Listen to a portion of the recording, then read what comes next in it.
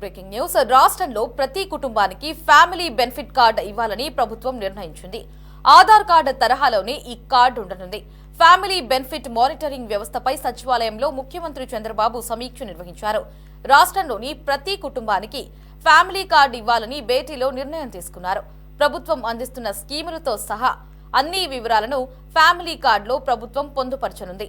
త్వరలోనే population policy తీసుకురావాలని సమీక్షలో సీఎం ఆదేశాలు జారీ చేశారు.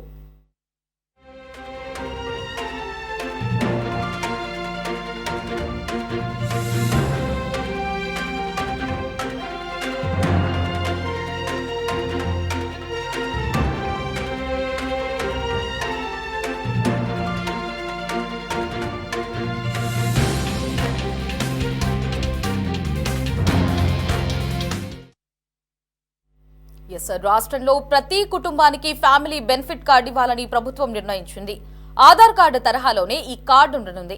ఫ్యామిలీ బెనిఫిట్ మానిటరింగ్ వ్యవస్థపై సచివాలయంలో ముఖ్యమంత్రి చంద్రబాబు సమీక్ష నిర్వహించారు. రాష్ట్రంలోని ప్రతి కుటుంబానికి ఫ్యామిలీ కార్డు ఇవ్వాలని భేటీలో నిర్ణయం తీసుకున్నారు. ఇక ప్రభుత్వం అందిస్తున్న స్కీములతో సహా అన్ని వివరాలను ఈ ఫ్యామిలీ కార్డులో ప్రభుత్వం పొందుపరచనుంది.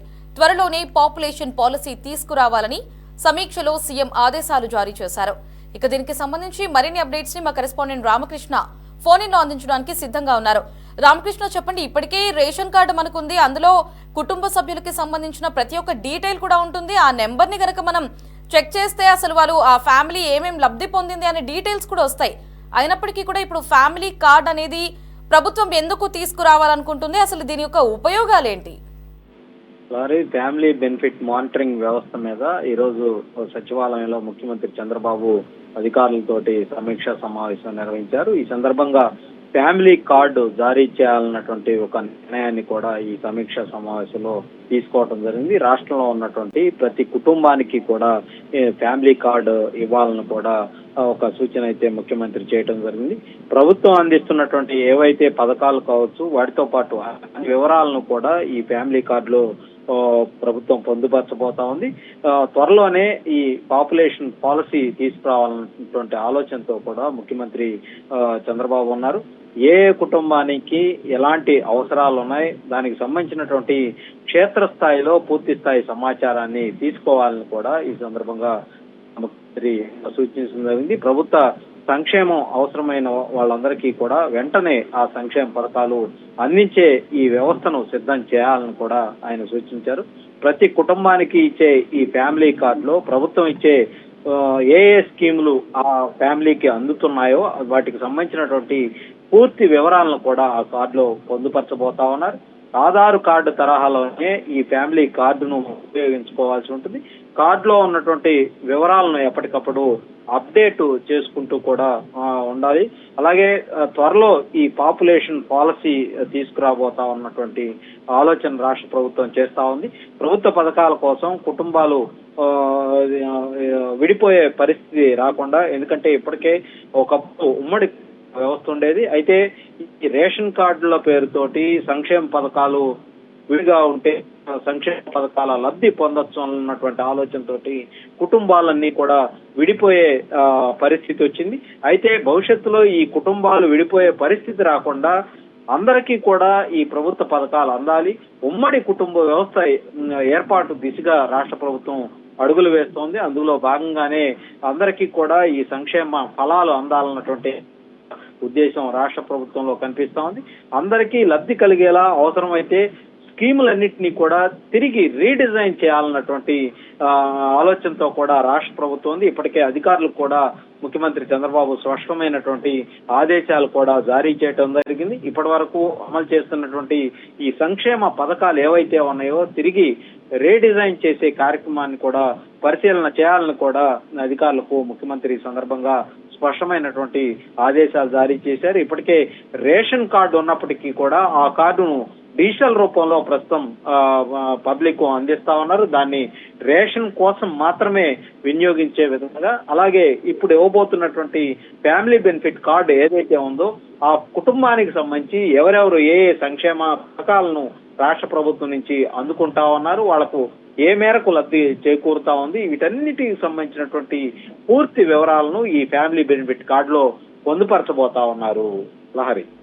రామకృష్ణ, మరి ఈ ఫ్యామిలీ కార్డుకి ఎవరు అర్హులు? అంటే రేషన్ కార్డు మనం చూసినట్లయితే పేదవాళ్ళు అర్హులవుతారు, అలాగే గవర్నమెంట్ ఎంప్లాయీస్ కి గ్రీన్ కార్డు అనేది ఉంటుంది. మరి ఈ ఫ్యామిలీ కార్డుకి ఎవరెవరు అర్హులవుతారు?